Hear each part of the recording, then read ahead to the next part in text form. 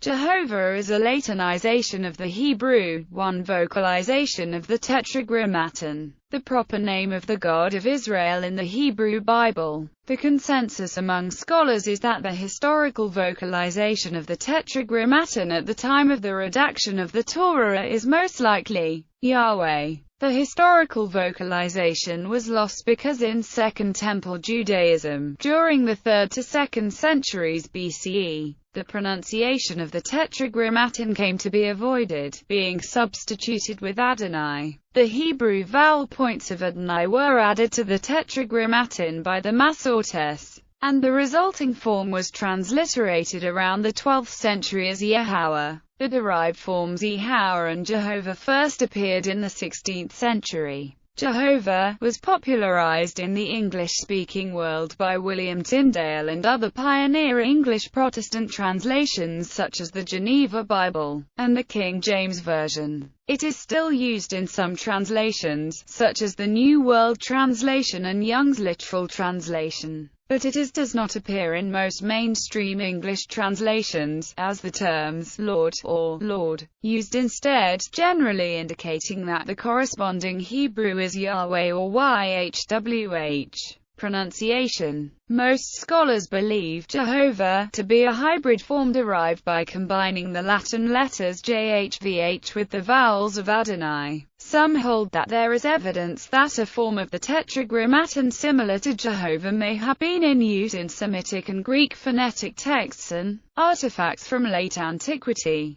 Others say that it is the pronunciation Yahweh that is testified in both Christian and pagan texts of the early Christian era. Karaite Jews, as proponents of the rendering Jehovah, state that although the original pronunciation of has been obscured by disuse of the spoken name according to oral rabbinic law, well-established English transliterations of other Hebrew personal names are accepted in normal usage, such as Joshua, Jeremiah, Isaiah or Jesus, for which the original pronunciations may be unknown. They also point out that the English form Jehovah is quite simply an anglicized form of Jehovah, and preserves the 4 Hebrew consonants, YHVH. Some argue that Jehovah is preferable to Yahweh, based on the conclusion that the Tetragrammaton was likely trisyllabic originally, and that modern forms should therefore also have 3 syllables.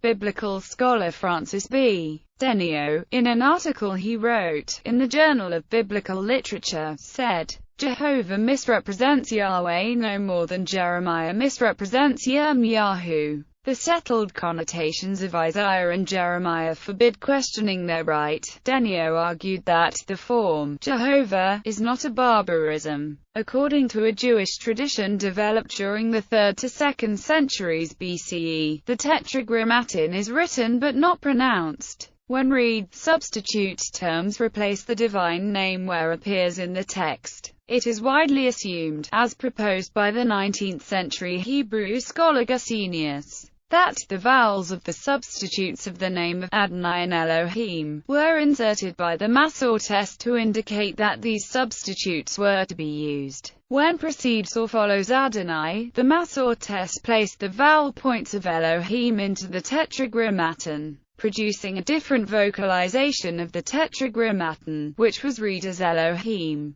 Based on this reasoning, the form has been characterized by some as a hybrid form, and even a philological impossibility. Early modern translators disregarded the practice of reading Adonai in place of the Tetragrammaton and instead combined the 4 Hebrew letters of the Tetragrammaton with the vowel points that, except in synagogue scrolls, accompanied them, resulting in the form Jehovah. This form, which first took effect in works dated 1278 and 1303, was adopted in Tyndale's and some other Protestant translations of the Bible. In the 1560 Geneva Bible, the Tetragrammaton is translated as Jehovah 6 times, 4 as the proper name, and 2 as place names. In the 1611 King James Version, Jehovah occurred 7 times. In the 1885 English Revised Version, the form Jehovah occurs 12 times. In the 1901 American Standard Version, the form Jehovah became the regular English rendering of the Hebrew, all throughout, in preference to the previously dominant, the Lord, which is generally used in the King James Version. It is also used in Christian hymns such as the 1771 hymn, "Guide Me, O Thou Great Jehovah." Development. The most widespread theory is that the Hebrew term has the vowel point siv. Using the vowels of Adonai, the composite hatif pater under the guttural aleph becomes a shiva under the yod. The holam is placed over the first he, and the kamatz is placed under the vav, giving. When the two names, and, occur together, the former is pointed with the hatif sagol under the yod and a hirik under the second he, giving, to indicate that it is to be read as in order to avoid Adonai being repeated. Taking the speakings at face value may have been as a result of not knowing about the Qre perpetuum, resulting in the transliteration Yehoah and derived variants. Emil G. Hirsch was among the modern scholars that recognized Jehovah to be grammatically impossible. Appears 6,518 times in the traditional Masoretic texts, in addition to 305 instances of. The pronunciation Jehovah is believed to have arisen through the introduction of vowels of the Kira, the marginal notation used by the Masortes. In places where the consonants of the text to be read differed from the consonants of the written text, they wrote the Kira in the margin to indicate that the Ketub was read using the vowels of the Kira. For a few very frequent words the marginal note was omitted, referred to as Qre perpetuum. One of these frequent cases was God's name, which was not to be pronounced in fear of profaning the ineffable name. Instead, wherever appears in the Ketub of the biblical and liturgical books, it was to be read as, or as if Adonai appears next to it. This combination produces and respectively, is also written, or even, and read Hashem. Scholars are not in total agreement as to why it does not have precisely the same vowel points as Adonai. The use of the composite hatif sagol in cases where the name is to be read Elohim has led to the opinion that the composite hatif pater ought to have been used to indicate the reading Adonai. It has been argued conversely that the disuse of the pater is consistent with the Babylonian system, in which the composite is uncommon. Vowel points of, and the table below shows the vowel points of Jehovah and Adonai, indicating the simple shiva in Jehovah in contrast to the hatif pater in Adonai, as indicated to the right. The vowel points used when YHWH is intended to be pronounced as Adonai are slightly different to those used in Adonai itself. The difference between the vowel points of Adonai and YHWH is explained by the rules of Hebrew morphology and phonetics. Shiva and hatif pater were allophones of the same phoneme used in different situations. Hatif pater on glottal consonants including aleph, and simple shiva on other consonants. Introduction into English. The earliest available Latin text to use a vocalization similar to Jehovah dates from the 13th century. The Brown Driver Briggs lexicon suggested that the pronunciation Jehovah was unknown until 1520 when it was introduced by Galatinus, who defended its use. In English it appeared in William Tyndale's translation of the Pentateuch published in 1530 in Germany, where Tyndale had studied since 1524, possibly in one or more of the universities at Wittenberg, Worms and Marburg, where Hebrew was taught. The spelling used by Tyndale was Jehovah. At that time, I was not distinguished from J, and U was not distinguished from V. The original 1611 printing of the Authorized King James Version used Jehovah. Tyndale wrote about the divine name, Iehouah. Jehovah is God's name, neither is any creature so called, and it is as much to say as one that is of himself, and dependeth of nothing.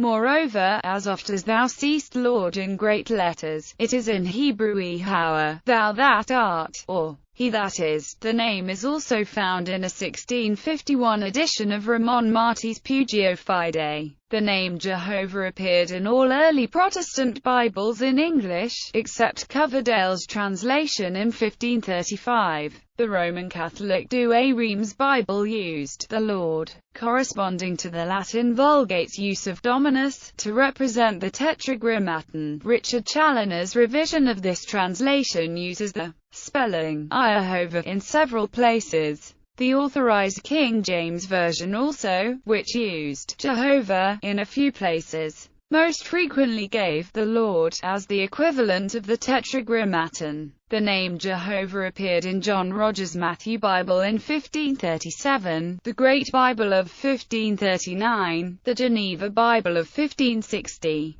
Bishop's Bible of 1568, and the King James Version of 1611. More recently, it has been used in the Revised Version of 1885, the American Standard Version in 1901, and the New World Translation of the Holy Scriptures of Jehovah's Witnesses in 1961. At Exodus chapter 6 verses 3-6, where the King James Version has Jehovah, the Revised Standard Version, the New American Standard Bible, the New International Version, the New King James Version, the New Revised Standard Version, the New Century Version, and the Contemporary English Version give Lord or Lord as their rendering of the Tetragrammaton, while the New Jerusalem Bible, the Amplified Bible, the New Living Translation, the English Standard Version, and the Holman Christian Standard Bible use the form Yahweh. Hebrew vowel points. Modern guides to biblical Hebrew grammar, such as Duane A. Garrett's A Modern Grammar for Classical Hebrew, state that the Hebrew vowel points now found in printed Hebrew Bibles were invented in the second half of the first millennium AD, long after the texts were written. This is indicated in the authoritative Hebrew grammar of Gesenius, Jehovahist scholars, largely earlier than the 20th century, who believe Jehovah to be the original pronunciation of the divine name, argue that the Hebraic vowel points and accents were known to writers of the scriptures in antiquity, and that both scripture and history argue in favor of their Aborigine status to the Hebrew language. Some members of Karaite Judaism, such as Nehemiah Gordon, hold this view. The antiquity of the vowel points and of the rendering Jehovah was defended by various scholars, including Michaelis Drack, Stier, William Falk, Johannes Buxtehude, his son Johannes Buxtehude II, and John Owen, Peter Whitfield and John Gill, John Moncrief, Johann Friedrich von Meyer. Thomas D. Ross has given an account of the controversy on this matter in England down to 1833. G.A. Riplinger, and John Hinton and Thomas M. Strauss are more recent defenders of the authenticity of the vowel points. Jehovahist writers such as Nehemiah Gordon, who helped make a translation of the Dead Sea Scrolls, have acknowledged the general agreement among scholars that the original pronunciation of the Tetragrammaton was probably Yahweh, and that the vowel points now attached to the Tetragrammaton were added to indicate that Adonai was to be read instead, as seen in the alteration of those points after prefixes. He wrote, "There is a virtual scholarly consensus concerning this name, and this is presented as fact in every introduction to Biblical Hebrew and every scholarly discussion of the name of Gordon." Disputing this consensus, wrote, "However, this consensus is not based on decisive proof. We have seen that the scholarly consensus concerning Yahweh is really just a wild guess," and went on to say that the vowel points of Adonai are not correct. He argued that the name is really pronounced Yehovah with the emphasis on Vah. Pronouncing the name Jehovah with the emphasis on Ho would quite simply be a mistake. Proponents of pre-Christian origin 18th century theologian John Gill puts forward the arguments of 17th century Johannes Buxtehude II and others in his writing, A Dissertation Concerning the Antiquity of the Hebrew Language, Letters, Vowel Points and Accents. He argued for an extreme antiquity of their use, rejecting the idea that the vowel points were invented by the Masortes. Jill presented writings, including passages of scripture, that he interpreted as supportive of his Jehovahist viewpoint that the Old Testament must have included vowel points and accents. He claimed that the use of Hebrew vowel points of, and therefore of the name Jehovah, Jehovah, is documented from before 200 BCE, and even back to Adam, citing Jewish tradition that Hebrew was the first language. He argued that throughout this history the Masortes did not invent the vowel points and accents, but that they were delivered to Moses by God at Sinai, citing Karaite authorities Mordecai ben Nisan Kukazov and his associates, who stated that all our wise men with one mouth affirm and profess that the whole law was pointed and accented, as it came out of the hands of Moses, the man of God. The argument between Karaite and Rabbinic Judaism on whether it was lawful to pronounce the name represented by the Tetragrammaton is claimed to show that some copies have always been pointed and that some copies were not pointed with the vowels because of oral law for control of interpretation by some Judeo sects, including non-pointed copies in synagogues. Jill claimed that the pronunciation, Jehovah, can be traced back to early historical sources which indicate that vowel points and or accents were used in the time. Sources Jill claimed supported his view include the Book of Koshri and commentator Rabbi Judah Muscatus, which claim that the vowel points were taught to Adam by God. Saadia Gaon, Jerome, Oregon, the Zohar, Jesus Christ, based on Jill's interpretation of Matthew chapter 5 verse 18, Hillel the Elder and Shammai division, Karaites, Demetrius Phalereus, librarian for Ptolemy II Philadelphus king of Egypt. Jill quoted Elia Levita, who said, "There is no syllable without a point, and there is no word without an accent," as showing that the vowel points and the accents found in printed Hebrew Bibles have a dependence on each other, and so Jill attributed the same antiquity to the accents as to the vowel points. Jill acknowledged that Levita first asserted the vowel points were invented by the men of Tiberias, but made reference to his condition that, if anyone could convince him that his opinion was contrary to the Book of Zohar, he should be content to have it rejected. Jill then alludes to the Book of Zohar, stating that rabbis declared it older than the Masortes,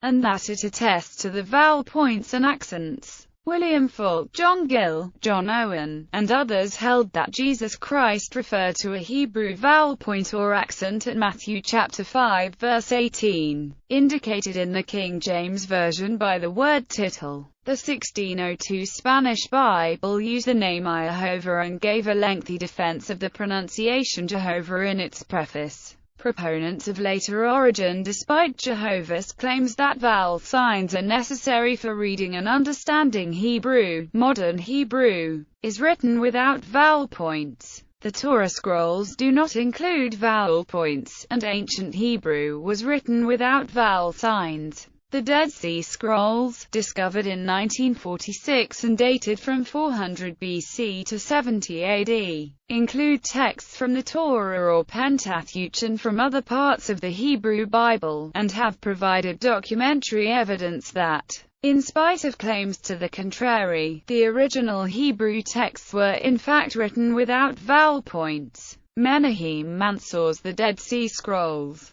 a college textbook and a study guide, claims the vowel points found in printed Hebrew Bibles were devised in the 9th and 10th centuries. Jill's view that the Hebrew vowel points were in use at the time of Ezra or even since the origin of the Hebrew language is stated in an early 19th century study in opposition to the opinion of most learned men in modern times, according to whom the vowel points had been invented since the time of Christ. The study presented the following considerations. The argument that vowel points are necessary for learning to read Hebrew is refuted by the fact that the Samaritan text of the Bible is read without them and that several other Semitic languages, kindred to Hebrew, are written without any indications of the vowels. The books used in synagogue worship have always been without vowel points, which, unlike the letters, have thus never been treated as sacred. The Kiraka, the marginal notes give variant readings only of the letters, never of the points,